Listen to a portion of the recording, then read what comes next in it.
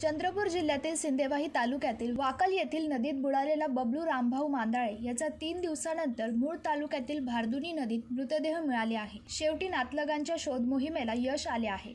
शनिवारी दुपारी 3 वाजताच्या सुमारास बबलू घरून निघून गेला व स्वतःच्या शेतलगत असलेल्या वाकल नदीत आत्महत्या केली आहे अशी चर्चा सुरू होती।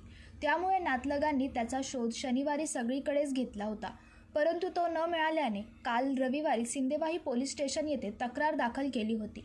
सिंदेवाही पोलीस स्टेशनचे पोलीस निरीक्षक कांचन पांडे व त्यांची टीम घटनास्थळी येऊन पाहणी केली होती। नदीच्या पाण्याचा प्रवाह जास्ती व पाणी खोल असल्याने सिंदेवाही पोलिसांनी NDRFची टीम चंद्रपूर येथून बोलावली होती। NDRFची टीमने नदीतील 7 ते 8 किलोमीटर परिसराची पाहणी केली, परंतु बबलू मांदाळे मिळून न आल्याने NDRFची टीम चंद्रपूरला वापस गेली होती। त्यामुळे निराश झालेल्या नातलगांनी जवळपास 15 किलोमीटर नदीची स्वतः पाहणी केली, तेव्हा त्यांना मूळ तालुक्यातील भारदुनी या गावाजवळ नदीच्या परिसरात प्रेत वाहताना दिसून आले। नातलगांनी नदीच्या पाण्यात जाऊन बबलूचा प्रेत बाहेर काढला व सिंदेवाही पोलिसांना माहिती दिली। सिंदेवाही पोलीस घटनास्थळी येऊन पंचनामा करून प्रेत ताब्यात घेऊन ग्रामीण रुग्णालय सिंदेवाही येथे उत्तरणीय तपासणीसाठी पाठवली आहे।